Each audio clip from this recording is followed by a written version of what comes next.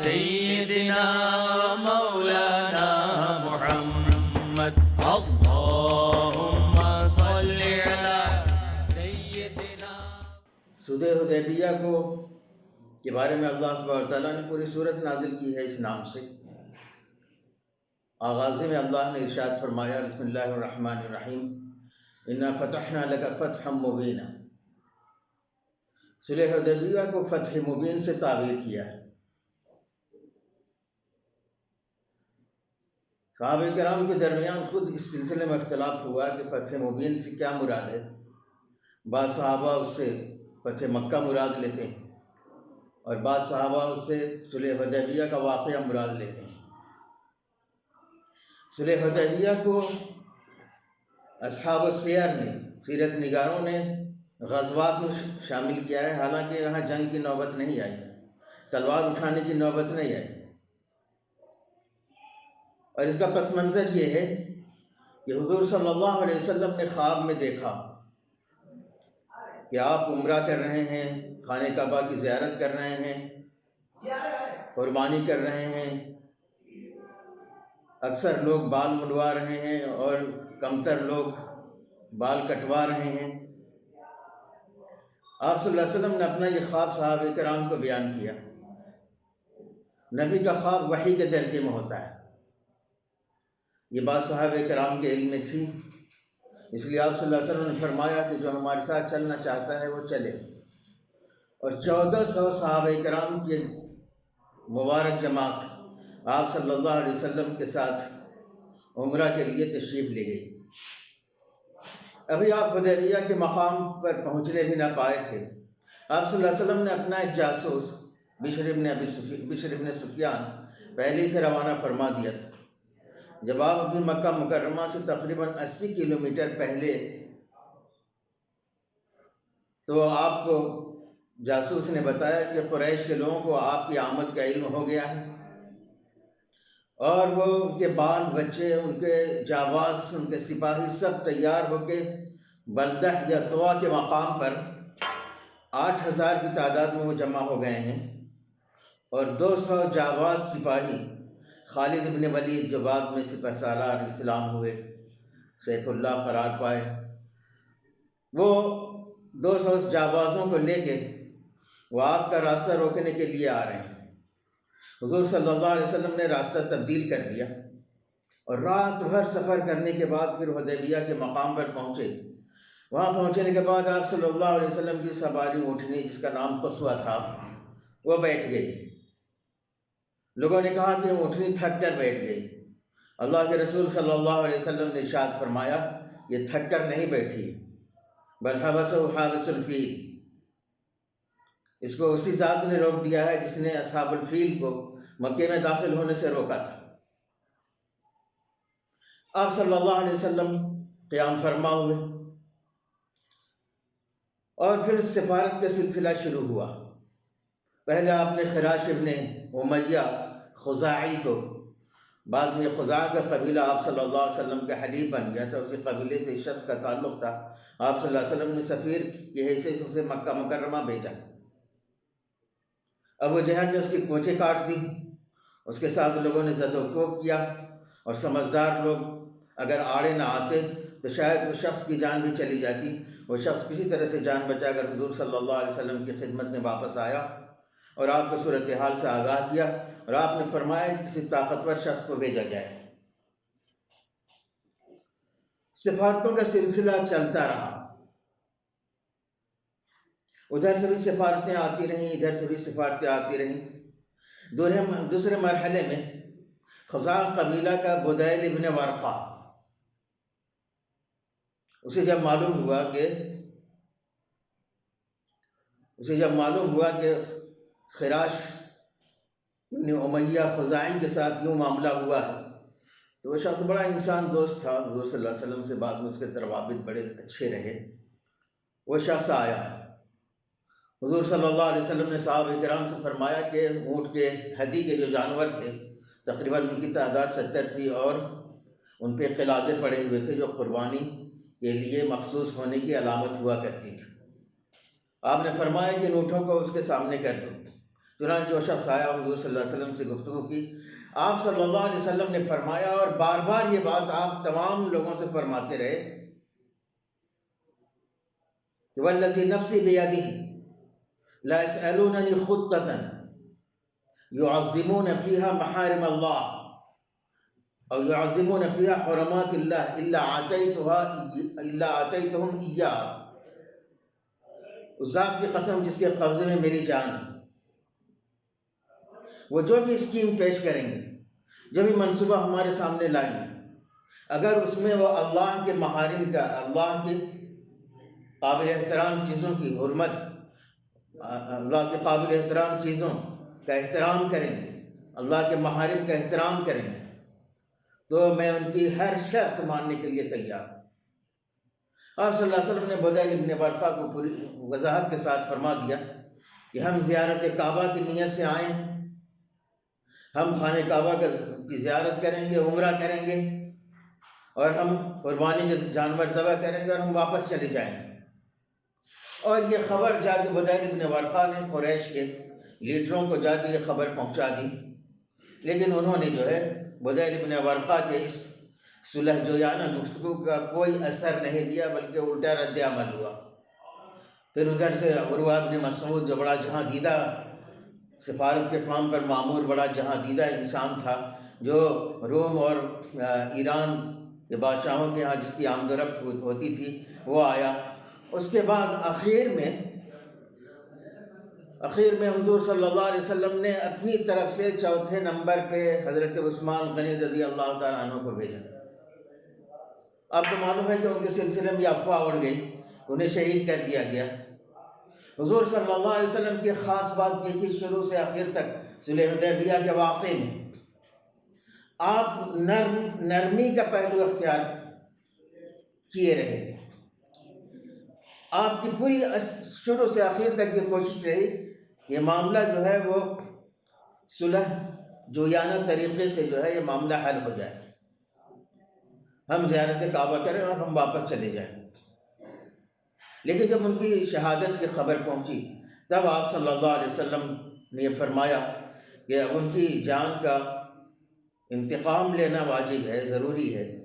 اور آپ نے پھر ایک شجرہ کے نیچے، ایک درخت کے نیچے، غالباً ببول کا درخت تھا، اس کے نیچے آپ نے صحابہ کرام سے بیعت لی. تمام صحابہ کرام شریک رہے. صرف اس میں ایک جد ابن قیس نامی ایک انصاری شخص تھا، جو بعد میں اس کا نفاق بھی کھل گیا، اور منافق ہونے کی وجہ سے وہ ایک اونٹ کے اوٹس میں بیٹھے یہ سارا تماشا دیکھتا رہا، لیکن اس نے جو ہے آپ صلی اللہ علیہ وسلم کے دست مبارک پر بیعت نہیں کی. بعد میں سب سے آخر میں عمر ابن سہیل آیا، سہیل ابن عمر وہ آیا، اور پھر صلح پہ اتفاق ہو گیا، اور صلح کے دفعات طے ہو گئے. اور اس دفعات طے ہو جانے کے بعد جو ہے اس پہ دونوں فریقین کی طرف سے جو ہے دستخط بھی ہو گئے. ابھی صلح کا دستاویز لکھا ہی جا رہا تھا. حضرت علی اس کی کتابت فرما رہے تھے. آپ صلی اللہ علیہ وسلم نے فرمایا لکھو بسم اللہ الرحمن الرحیم. زیادہ تفصیل میں نہیں جا پاؤں گا. انہوں نے کہا بسم اللہ الرحمن الرحیم لکھو. سہیل ابن عمر نے کہا کہ ہم نہیں جانتے کہ یہ رحمان اور رحیم کیا چیز ہے، بے اسم ہی تعالی یا بے اسم کا اللہم یہ لکھا جائے. آپ صلی اللہ علیہ وسلم نے فرمایا کہ یہی لکھو. پھر آپ صلی اللہ علیہ وسلم نام کی باری آئی تو ادھر سے یہ کہا گیا کہ لکھو محمد رسول اللہ. یہاں پھر اس شخص نے اعتراض کیا کہ اگر ہم آپ کو اللہ کا رسول تسلیم ہی کرتے تو یہ سارا جھگڑا کیوں ہوتا، کہ ہم آپ کو اللہ کے رسول مانتے نہیں، اس لیے سارا مسئلہ تو اصل بنیادی مسئلہ یہی ہے. آپ لکھیے محمد ابن عبداللہ. چنانچہ حضور صلی اللہ علیہ وسلم نے یہ شرط بھی مانی. بہرحال وہ دفعات تیار ہو گئے. اس کے موٹے موٹے جو دفعات تھے اس میں نمبر 1 میں یہ تھا کہ 10 سال کے لیے فریقین رضامند تھے کہ جنگ بند رہے گی، جنگ بند کر دی جائے، جنگ نہیں ہوگی 10 سال کے لیے. دوسرا دفعہ یہ تھا کہ اس سال مسلمان عمرہ کیے بغیر، زیارت کعبہ کیے بغیر واپس چلے جائیں، اگلے سال آئیں گے اور صرف ایک سوار، شہ سوار جو ہتھیار رکھ سکتا ہے، یعنی تلوار کندھے پہ لٹکا کر، وہی تلوار لے کر آئیں گے، دیگر جو ہے وہ جنگی ہتھیار لے کر نہیں آئیں گے۔ ہم مکہ مکرمہ کو 3 دنوں کے لیے خالی کر دیں گے، ان 3 دنوں کے اندر آپ اطمینان سے عمرہ وغیرہ کریں گے، اور اس کے بعد جو ہے آپ واپس چلے جائیں۔ یہ وہ دفعات تھے موٹے موٹے۔ اس میں ایک دفعہ خاص طور سے یہ بھی تھا کہ مکے کے طرف سے کوئی بھی شخص یا کوئی بھی نوجوان اپنے ولی اور سرپرست کی اجازت کے بغیر مدینہ منورہ جائے گا، محمد صلی اللہ علیہ وسلم کے پاس جائے گا، تو آپ صلی اللہ علیہ وسلم اسے واپس کر دیں گے۔ اور آپ کی طرف سے، مدینے کی طرف سے کوئی شخص آئے گا تو ہم اسے واپس نہیں کریں گے، ہماری ذمہ داری نہیں ہوگی اس پہ واپس کرنا۔ آپ صلی اللہ علیہ وسلم نے یہ شرط بھی قبول کر لی، اور آپ جانتے ہیں کہ پھر اس شرط میں صحابہ کرام اتنا دل گرفتہ ہوئے، اتنا اس کا اثر ہوا ان کی زندگی کے اندر۔ حضرت عمر بن خطاب سے تو رہا نہیں گیا، وہ پہلے وہ حضرت ابوبکر رضی اللہ تعالیٰ عنہ کے پاس گئے، بعد میں حضور صلی اللہ علیہ وسلم کے پاس گئے، اور اللہ کے رسول صلی اللہ علیہ وسلم نے یہ جواب دیا، انا رسول اللہ لا اوصی وہو ناصر، میں اللہ کا رسول ہوں، میں اس کی خلاف ورزی نہیں کروں گا، کوئی ایسی حرکت نہیں کروں گا جو اللہ کے، جس سے محارم ٹوٹتے ہیں، اللہ کی خلاف ورزی میں نہیں کروں گا، اور اللہ ہی میرا مددگار ہے، میرا حامی اور ناصر۔ اور تقریباً یہی جواب حضرت ابوبکر رضی اللہ تعالیٰ عنہ نے دیا۔ یہ تو بہت اختصار کے ساتھ میں نے واقعات آپ کے سامنے بیان کیے، لیکن اس کے جو مضمرات ہیں اصل وہ آپ کے سامنے ذکر کرنے ہیں۔ اس کے نتیجے میں کیا ہوا؟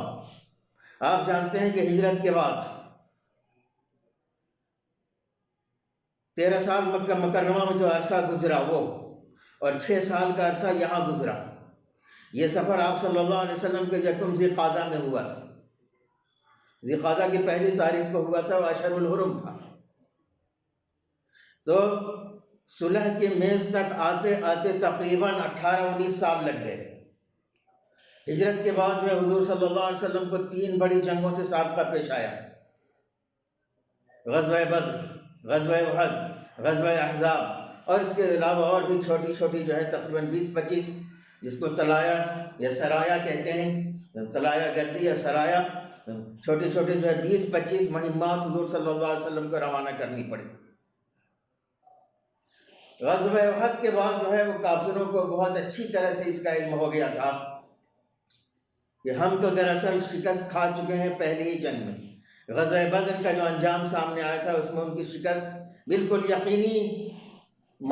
یقینی تو تھی ہی، لیکن دراصل اسی جنگ نے فیصلہ کر دیا تھا کہ اس دنیا میں جینے کا بل بوتا کس کے اندر ہے، کس کو استحقاق ہے اس بات کا کہ اس دنیا کے اندر جیے اور اپنے پیغام کے ساتھ، اپنی دعوت کے ساتھ جیے۔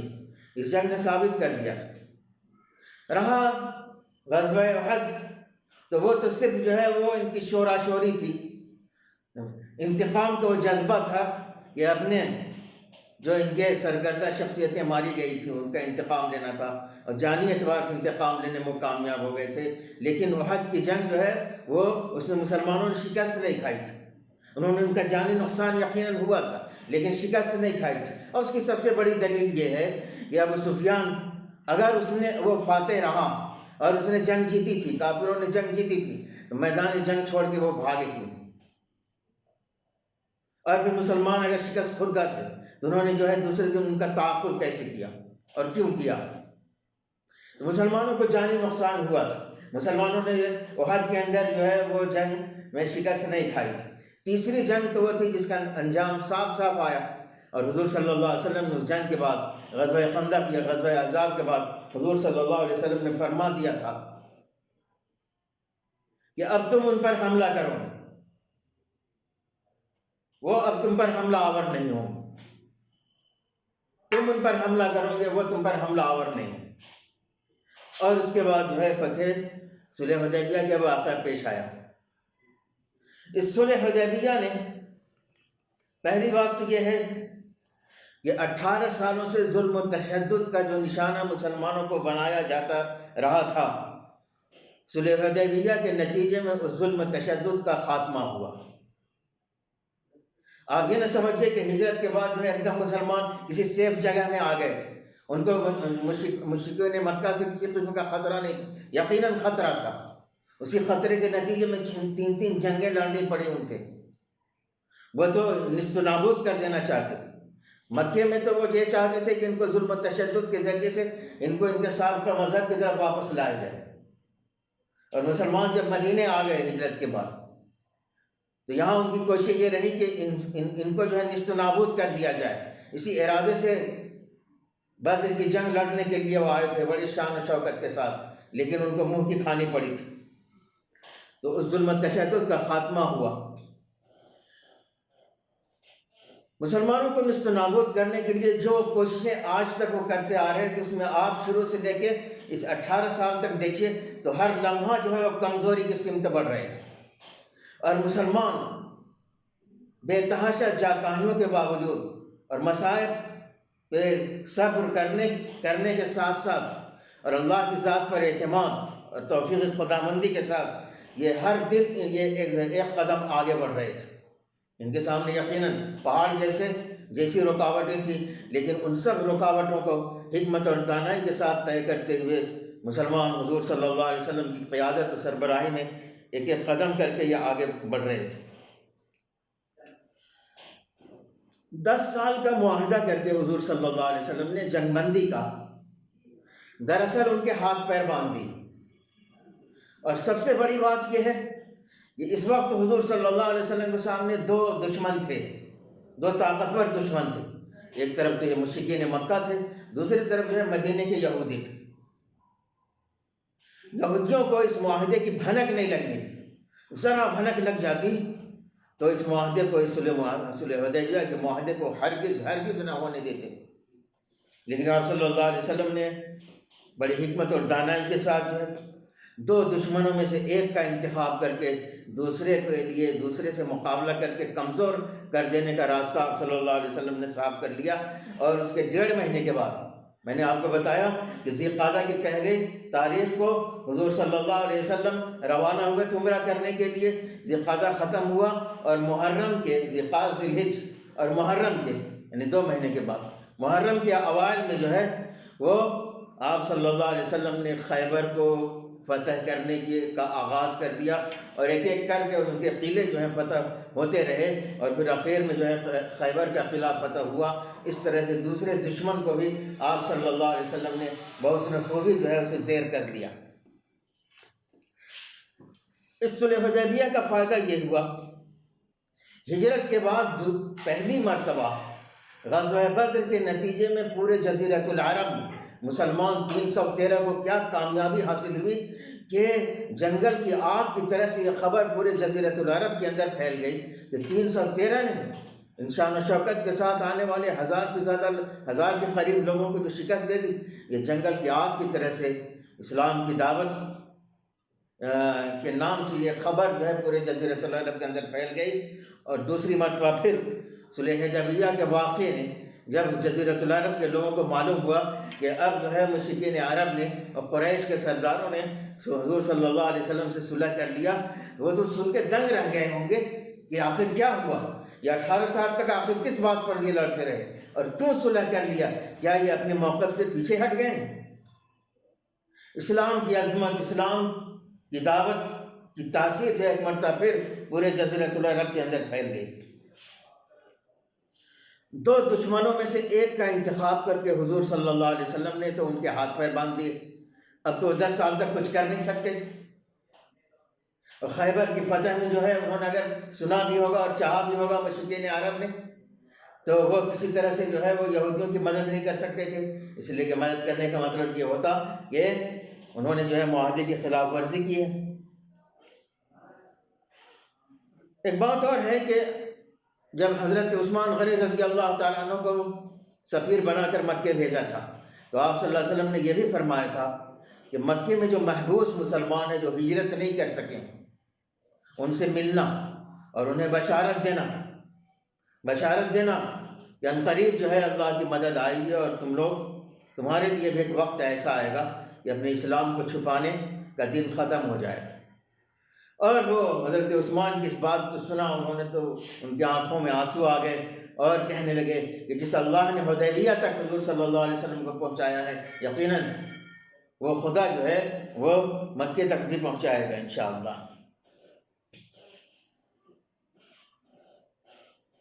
خیبر کے یہودیوں کا استحصال. ایک بات میں عرض کر کے اپنی گفتگو ختم کروں گا. ہجرت کے بعد انہی یہودیوں سے میثاق مدینہ کے نام سے معاہدہ ہوا تھا, اور یہ صلح حدیبیہ نے قریشیوں کے ساتھ, قریش کے سرداروں کے ساتھ اصل معاہدہ تھا. وہاں اللہ کے رسول اسلامی حکومت, اسلامی ریاست, اسلامی سلطنت قائم کر چکے تھے وہاں جانے کے بعد, اور اسلامی حکومت, اسلامی ریاست کا ایک عنصر اور ایک شہری کی حیثیت سے ان سے معاہدے کیے جا رہے تھے, اور یہ معاہدہ ہوا تھا, انہوں نے اس میں دستخط کیا تھا. اور وہاں جو بنیادی چیز ہے جو میں اس کو ہائی لائٹ کرنا چاہتا ہوں, جو بنیادی چیز ہے وہ یہ ہے کہ ان یہودیوں نے اس دستاویز پر, اس میثاق مدینہ پر دستخط کیا تھا, اور اس کی جو خاص شق تھی وہ یہ تھی کہ کسی بھی قسم کے جھگڑے ہوں گے اور سیاسی معاملات ہوں گے, ملکی ریاستی معاملات ہوں گے, تو اس کا فیصلہ جو ہے اللہ اس کے رسول کریں گے. یعنی اتھارٹی, اقتدار کی اتھارٹی اللہ کے ہاتھ میں اور رسول اللہ صلی اللہ علیہ وسلم کے ہاتھ میں دی گئی تھی. یہاں صلح حدیبیہ کے اندر جو معاہدہ ہو رہا تھا, اس میں دو متوازی قوتوں کے درمیان صلح کی. صلح ہمیشہ دو متوازی طاقتوں کے درمیان ہوتی ہے. ایک بہت زیادہ طاقتور ہے, ایک بہت زیادہ کمزور ہے, وہ تو اس کو ہڑپ کر لے گا, اس میں صلح کرنے کی ضرورت کیا ہے. صلح ہمیشہ جو ہے دو متوازی طاقتوں کے درمیان ہوتی ہے. لیکن حضور صلی اللہ علیہ وسلم سے شروع سے آپ صلی اللہ علیہ وسلم کا رجحان, میلان اور کاوشیں یہ تھی کہ یہ چونکہ اہل کتاب ہیں, حضرت موسیٰ کے ماننے والے ہیں اور توحید پرست ہونے کا دعویٰ کرتے ہیں, ان کے حضرت موسیٰ علیہ السلام پر توریت نازل ہوئی اور توریت ماننے کا یہ دعویٰ کرتے ہیں, اس لیے یہ زیادہ اقرب ہیں اس دین الہی کا, اس آخری نبوت و رسالت کا یہ اعتراف کریں. اس لیے حضور صلی اللہ علیہ وسلم کی طبعی میلان ان کی طرف تھا. لیکن جب 6 سال کا تجربہ نے بتا دیا حضور صلی اللہ علیہ وسلم کو کہ یہ کسی طرح سے ماننے والے نہیں ہیں اور یہ خار کھائے بیٹھے ہیں اسلام سے اور حضور صلی اللہ علیہ وسلم کی نبوت و رسالت سے, تو آپ صلی اللہ علیہ وسلم نے مختلف موقعوں پہ پھر مشرکین مکہ کا دل جیتنے کی کوشش کی. یہ دو طاقتوں کے درمیان ایک کو اپنے طرف مائل کر کے دوسرے کو توڑنے کی کوشش کے لیے یہ ساری چیزیں تھیں. قحط کے زمانے میں ان کے لیے ہدایہ بھیجے, مختلف موقعوں پہ جو ہے ان کے لیے جو ہے تحفے تحائف بھیجے, ان کی مدد کی غیر سے. یہ ساری کوششیں حضور صلی اللہ علیہ وسلم کرتے رہے. پھر مشرکین مکہ اور حضور صلی اللہ علیہ وسلم یا مسلمانوں کے درمیان جو ہے وہ خانہ کعبہ ایک ذریعہ اتصال تھا. وہ بھی خانہ کعبہ کے تقدس کا احترام کرتے تھے, مسلمانوں کا بھی جو ہے تحویل قبلہ کے بعد تو دل و نگاہ کا مرکز بن گیا تھا. پھر تیسری چیز یہ تھی کہ ابھی تک دونوں کے درمیان رشتہ داریاں باقی تھیں. ابھی تک کتنے مسلمان ایسے تھے جو ہجرت کر کے آئے ہیں, ان کے بال بچے وہیں مکے میں ہیں, اور کتنی خواتین ایسی ہیں جو ہجرت کر کے آئی ہیں, ان کے شوہر جو ہیں ہو سکتا ہے ابھی وہیں ہوں, ان کے بال بچے بھی وہیں. ایسی وہ قرابتیں تھیں جن کی وجہ سے حضور صلی اللہ علیہ وسلم نے صلح حدیبیہ کے اس واقعے میں چاہا کہ مشرکین کو قریب کیا جائے. اور پھر آپ نے دیکھا کہ آپ صلی اللہ علیہ وسلم کی محنتوں کے نتیجے میں 2 سال کا عرصہ نہیں گزرا. ایک بات اور ہے, ابھی تک ہم صلح حدیبیہ سے پہلے ابھی تک اصل تو دعوت اور ہدایت ہے, اس دین کا جو مقصد ہے وہ دعوت و ہدایت, تو ابھی تک فرد کو مخاطب کیا جاتا تھا. اب صلح حدیبیہ کے بعد راستے کھل گئے تو جماعت کو, افراد کو, ملکوں کو, قوموں کو, امیروں کو, بادشاہوں کو دعوت کو مخاطب کیا جانے لگا. ایک بڑا بنیادی فرق ہے جو صلح حدیبیہ کے فوائد کے نقطۂ نظر سے ہمارے سامنے آتا ہے. تو ہم جس طرح کے ملک میں ہیں وہاں اگر ہم صلح حدیبیہ سے سبق حاصل کرنا چاہتے ہیں تو چند جزئی چیزوں میں موافقت کی بنا پہ ہمارے لیے اس کی تقلید صحیح نہیں ہوگی. کلی طور پہ جو ہے جو حالات وہاں تھے اس طرح کے حالات سے اگر ہم 2-4 ہیں ہم اس سے فائدہ اٹھا سکتے ہیں, ورنہ ہمارا فائدہ اٹھانا جو ہے کچھ لینا اور کچھ چھوڑنے کی طرح سے ہوگا. اس لیے کہ آپ نے وہاں دیکھا کہ اللہ کے رسول صلی اللہ علیہ وسلم آخر تک یہی فرماتے رہے کہ جو بھی یہ منصوبہ پیش کریں گے اس میں اللہ کے محارم کا یہ احترام کریں گے، میں ان کا ہر منصوبہ اور ہر شرط ان کی قبول کروں گا، اور اسی پہ آپ صلی اللہ علیہ وسلم نے عمل فرمایا۔ وآخر دعوانا الحمدللہ رب العالمین۔